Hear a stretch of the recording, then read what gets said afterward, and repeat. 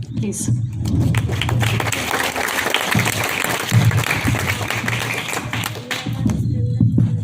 Good evening all.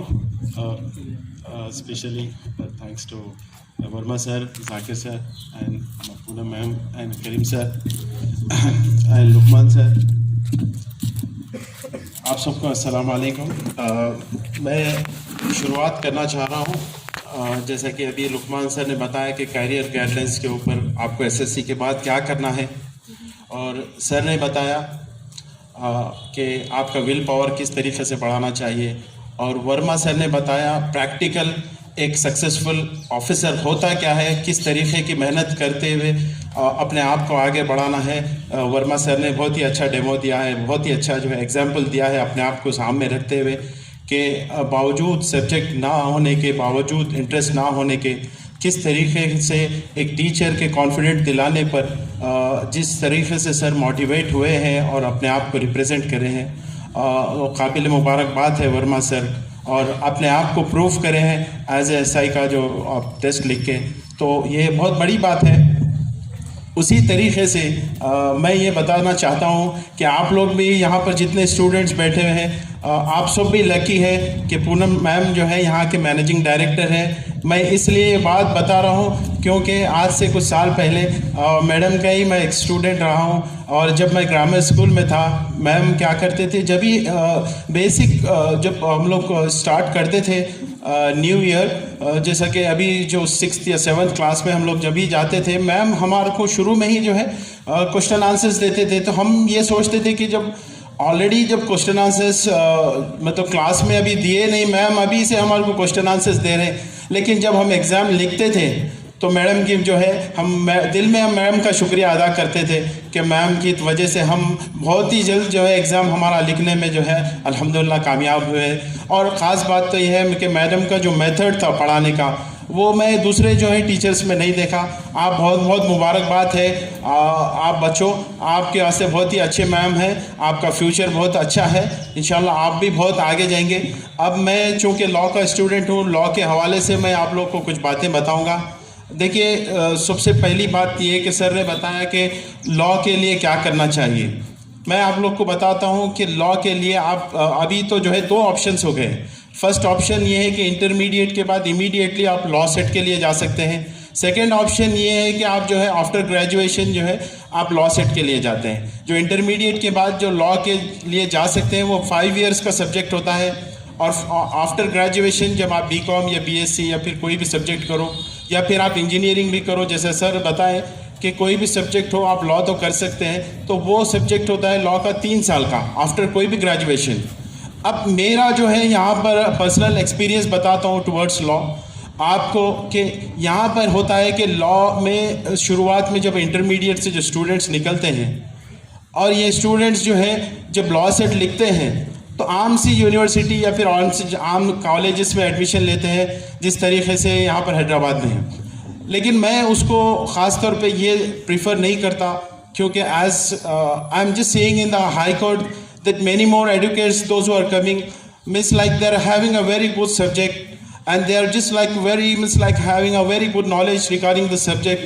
So उसी के ऊपर मैं आपको बताता हूँ कि आपको वहाँ पर जो है एक क्लैट बोल के जो है आपको एंट्रेंस टेस्ट होना है। सर मैं करेक्ट बोल रहा हूँ सर? तो क्लैट का जो सब्जेक्ट होता है वो आपको 45 डेज़ की कोचिंग होती है। उसके बाद आप डायरेक्ट कोई भी नेशनल यूनिवर्सिटी में आप जो है एडमिशन ले सकते हैं। अगर आप कोई नेशनल यूनिवर्सिटी में एडमिशन अगर आपको मिल गया तो आप समझिए कि you are the lucky person. आप अपने आप को बहुत लकी फील किए, क्योंकि यहाँ पर नेशनल यूनिवर्सिटी में और दूसरे यूनिवर्सिटी में डिफरेंस क्या है मैं आपको बताता हूँ। पहली बात तो ये है कि नेशनल यूनिवर्सिटी में वहाँ पर जो है सब्जेक्ट के ऊपर रिसर्च किया जाता है। दूसरे जगहों पे दूसरे कॉलेजेस में सब्जेक्ट सिर्फ पढ़ा देते हैं कि हाँ सो एंड सो केस है। जैसे कि मैं आपको छोटा एग्जांपल देता हूँ, जैसा कि एक इंदिरा गांधी का केस है, इंदिरा गांधी असैसिनेशन का केस है, या फिर आपको भोपाल गैस कांड का केस है, चाहे एक there was thousands of landmark judgement. तो यहाँ पर लैंडमार्क जजमेंट दूसरे जो कॉलेजेस में होते हैं, वो कॉलेज में यहाँ पर जो सो जजमेंट सिर्फ पढ़ा देते हैं, बोर्ड पे लिखाते हैं, बच्चे को इतना मालूम होता है कि जजमेंट जो सो ये है। लेकिन नेशनल यूनिवर्सिटीज़ में सब्जेक्ट के ऊपर रिसर्च किया जाता है, और जब वो स्टूडेंट जो है आप लॉयर बन के हाई कोर्ट में आता है तो सब्जेक्ट के ऊपर इतना उसको कंट्रोल होता है कि वो जज से इतना इजीली जो सो आर्गूमेंट कर सकता है, कौन से पॉइंट्स के ऊपर आर्गूमेंट करना है, कौन से पॉइंट्स के ऊपर क्या बोलना है, वो जो है उसको जो सो बहुत ही अच्छी तरीके से मालूम होता है। तो हम जब शुरुआत में जब हम हाई कोर्ट गए थे तो हम समझते थे कि ये नेशनल यूनिवर्सिटी के जो स्टूडेंट्स आ रहे हैं तो उनको क्यों प्रायोरिटी मिल रही है। अब आम से हम जो है ख़ास तौर पे जो कॉलेजेस से जो जाते हैं 90% जो है वहाँ पर ये नेशनल यूनिवर्सिटी में एडमिशन मिलना बहुत ही मुश्किल है। इसलिए मुश्किल है, वहाँ पर सीट बहुत कम है। शायद इस बात पे इत्तेफाक करते होंगे कि वहाँ पर सिर्फ एक कॉलेज में 18 या 19 सीट्स होते हैं। सिर्फ 18 स्टूडेंट्स को जो है वहाँ पर एडमिशन मिलता है थ्रू आउट पूरा तेलंगाना में। यहाँ पर मेडचल वगैरह में है, तो वहाँ पर अगर आप जो है नेशनल यूनिवर्सिटी से सब्जेक्ट वाइज अगर आप जो सो नॉलेज हासिल करते हैं तो वो आपको लाइफ टाइम जो सो आपको सब्जेक्ट आपके दिमाग में रहेंगे, रिसर्च करते रहेंगे। अब मैं इसके 1-2 एग्जांपल देता हूँ कि ये जो सक्सेसफुल लॉयर्स होते हैं किस तरीके से जो है हैंडल करते हैं। देखिए ये हमारे जो रामजेठ मेलानी थे, ये जो लीजेंड थे, लास्ट ईयर उनका जो सो देहांत हुआ है। अब मैं उनकी जो है उनके बारे में उनकी थोड़ी बायोग्राफी थोड़ी सिर्फ बताऊंगा क्योंकि टाइम मेरे पास बहुत कम है।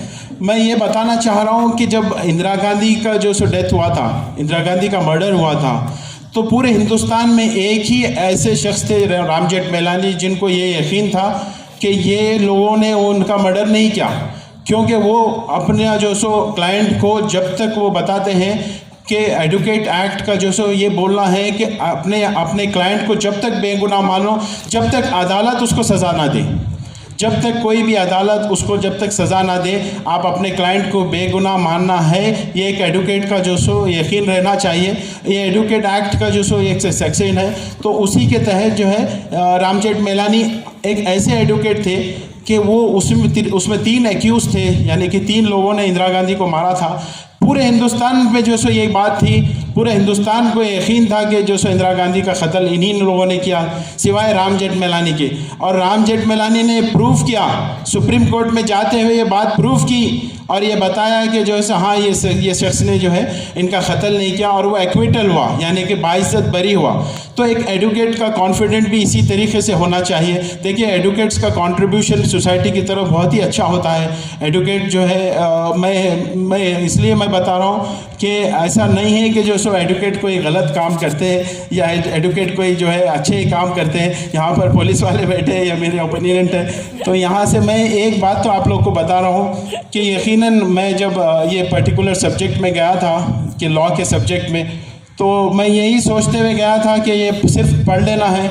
इसमें 90% जो भी हमारे जो सराउंडिंग्स में हमारे एरिया में लोग होते हैं वो यही बताते हैं कि ये फील्ड क्यों चुने। लेकिन जब मैं हाई कोर्ट गया था, वहाँ पर जब देखा कि वो बहुत सारे लॉयर्स हैं, और वहाँ पर मैं महसूस करा कि यहाँ पर जो सो हॉनेस्ट होने की और ईमानदार होने की बहुत जो सो यहाँ पर वैल्यू है, और यहाँ से हम काम कर सकते हैं। देखिए अभी फ़िलहाल सोसाइटी के लिए, कोई भी आप सोसाइटी के हो, यहाँ पर डॉक्टर्स, इंजीनियर्स बहुत हो गए, अभी फ़िलहाल लॉयर्स की बहुत ज़्यादा ज़रूरत है। मैं समझता हूँ कि अगर लॉयर्स बन के अगर आएंगे तो आपके सामने बहुत ही अच्छा फ्यूचर है। You have a bright future if you just come in this profession. और आपके पास जो है आपके पास ये विल पावर होना चाहिए। आपके पास ख़ास तौर पे मैं ये बताऊंगा कि कोई भी ये वो यूनिवर्सिटी से करने से अच्छा नलसर यूनिवर्सिटी से अगर आप करेंगे तो अच्छा, बहुत ही अच्छा है। अब ख़ास तौर पे 10th क्लास तक जो है हमारे पास जो भी स्टूडेंट्स आते हैं वो लोगों के सामने कोई भी मंजिल नहीं होती। क्या करना है, उनके पेरेंट्स वगैरह उनके सामने कोई एम्बिशियस नहीं रखते, कोई जो सो मकसद नहीं रखते। उसी वजह से बहुत सारे जो है ख़ास तौर पे बॉयज़ जो है इधर उधर जो है अपने जो सो टाइम पास करते हुए अपना जो सो वक्त ज़ाया करते हैं। और थोड़े स्टूडेंट्स ऐसे भी हैं कि जो 10th फेल होने के बाद अपने सराउंडिंग्स में, लोकल्स में जो बच्चों के साथ बैठते हुए कई भी जो है क्रिमिनल जो अलग रास्ते पे चले जा रहे हैं। तो मैं ये बता रहा हूँ कि जो पेरेंट्स हैं, स्पेशली पेरेंट्स के लिए मेरी बात है कि पेरेंट्स को ये थोड़ा मशवरा दे रहा हूँ कि बच्चों के लिए अभी से जो एक मंजिल तय कर लीजिए। एक मंजिल अच्छी होने के बाद बच्चे के वास्ते एक रास्ता चुनने के बाद, जैसा अभी मेरी बेटी है, मैं उसके लिए जैसा अभी सर बताएं कि IAS है, IPS ऑफिसर है, मैं ये अपनी बेटी के लिए चुन चुका हूँ। मैं उसको सब्जेक्ट वाइज जो है सो मैं चेक करता हूँ। तो आप भी चेक कर लिए। मैं अपने स्कूल का एक एग्जाम्पल दूंगा आप लोग को। मैं अपने एक दो एग्जाम्पल दे के मैं अपनी बात ख़त्म करता हूँ। तो देखिए, मैं जब ग्रामर स्कूल में था तो हम लोग जब 3rd क्लास से 4th क्लास में जब हम लोग गए थे, 4th क्लास में जब स्टार्ट करे पेन से लिखना, तो वहाँ पर हमारे मेरे अंकल जो है दुबई से एक पेन ला के दिए थे मुझे। तो वो पेन मेरे दोस्त है गोपाल नाम, तो गोपाल ने वो पेन लेके चले गए थे। गोपाल जब वापस जो है मैं उनसे पूछा तो वो बताया कि मेरे पास पेन नहीं है। मेरे को मालूम है 8 दिन के बाद गोपाल के मदर और गोपाल के नानी दोनों मिलके वो पेन लाके मेरे को वापस देके मेरे से माफ़ी मांगे। क्या हम अपने बच्चों को इस तरीके से चेक करते हैं? शुरुआत से ही इस तरीके के बच्चों के वास्ते ईमानदारी डालना बहुत ज़रूरी है। आगे चल के बच्चों का जो मुस्तकबिल है ईमानदारी के ऊपर टिके हुआ रहता। बच्चों को यही सिखाइए कि बच्चे किस तरीके से ईमानदार हो, बस बच्चों को किस तरीके से ईमानदारी आगे जो क्योंकि कोई भी प्रोफेशन में हो, कहीं भी आप चाहे डॉक्टर हो, चाहे इंजीनियर हो, चाहे लॉयर हो, अगर आपके अंदर ईमानदारी नहीं है, अगर आप ईमानदार नहीं है टुवर्ड सोसाइटी, चाहे अपने घर वालों की तरफ, तो वो आपके लिए वेस्ट है। मैं देखता हूँ कि बहुत से बड़े लॉयर्स को आर्गूमेंट करते हुए, लेकिन फिर मैं पूछता हूँ कि भाई इनको कोई मतलब जज का पोस्ट या फिर कोई गवर्नमेंट पोस्ट क्यों नहीं मिला? सो उसका रीज़न ये बताते हैं कि ही इज़ नॉट हॉनेस्ट, वो ईमानदार नहीं है, it's not in the good books. इस तरीके से वो लोग के बारे में फीडबैक मिलते हैं। तो वैसी नॉलेज के लिए फ़ायदा भी क्या जिस वक्त ईमानदारी ना हो। तो हमारे अंदर आप अपने बच्चों के अंदर खुसूसी तौर पे ये एरिया के हिसाब से बच्चे क्या है अपने रोल मॉडल्स ऐसे लोगों को बना रहे हैं जो क्रिमिनल्स जो सो जिनका बैकग्राउंड है। मैं चाहता हूं कि वैसे लोगों को अपना जो सो रोल मॉडल मत बनाइए। आप लोग उनको मोटिवेट कीजिए, अच्छे सर्कल में बिठाइए। अगर आपके बच्चे अपना रोल मॉडल को IAS IPS ऑफिसर को बनाएंगे तो वही जब चेंजेस ला सकते हैं ज़िंदगी में। आप अपने बच्चे जो है सो देखिए कि कोई यानी कि बहुत सारे रेजलर्स हो गए, उनको अपना रोल मॉडल मान रहे हैं, ये बहुत ज़्यादा हो गए। सोसाइटी में एक भी IPS IAS ऑफिसर्स नहीं है। तो इस वजह से अपना कंट्रीब्यूशन दीजिए कि हम अपने बच्चों को 100% ये जो सो सर्विसेज की तरफ लगा सकते हैं। जैसा कि सर ने बताया कि मेरी जो है कम्युनिटी की तरफ, मेरी जो है अपने लोगों की तरफ एक मेरा कंट्रीब्यूशन इस तरीके का है कि कोई भी चोर अगर मैं पकड़ के जो सो किसी वापस दिलाता हूँ तो ये इसी तरीके की आपकी अपनी सोच रखिए। आप अपने बच्चों को इसी तरीके से मोटिवेट कीजिए। आप अपने बच्चों के सामने एक मकसद रखिए, वो मकसद के ऊपर बच्चे जब चलेंगे तो वो बच्चों को आगे चल के बहुत ही जो सो सुकून मिलेगा। फ्यूचर में बच्चे बहुत अच्छा काम कर सकते हैं। मेरे को बातें तो बहुत बोलना था लेकिन यहाँ वक्त कम है। अभी फ़िलहाल अज़ान भी हो रही है। इंशाल्लाह फिर दोबारा जब हम आएंगे। और मैं पूनम मैम के बारे में एक बात बताते चलो कि आप लोग वाकई में लकी हैं बच्चों। आप जो मैडम बता रहे हैं उसको फॉलो कीजिए, क्योंकि यहाँ से जो सो अगर आप निकल जाएंगे तो जायद मेरी तरह ज़िंदगी में फिर कभी आप जब पूनम टीचर को देखेंगे तो आप दिल से रेस्पेक्ट करेंगे। यकीनन मैं आज मेरी मैम को मैं दिल से रेस्पेक्ट कर रहा हूँ, इसलिए क्योंकि मैम की वजह से मैं बहुत ही ज़्यादा चीज़ें सीखा हूँ। मैम का कंट्रीब्यूशन मेरी लाइफ में बहुत ही अच्छा है। मैं अभी उस मुकाम पे नहीं पहुँचा हूँ कि मैं अपनी मैम को प्राउड फील करूँ। मैं अभी लर्नर हूँ। मैं इंशाल्लाह ज़रूर कोशिश करूँगा कि मैं अपनी मैम को जो है आगे चल के बहुत ज़्यादा जो सो कुछ देखूँ इंशाल्लाह। चलिए, खुदा हाफिज़।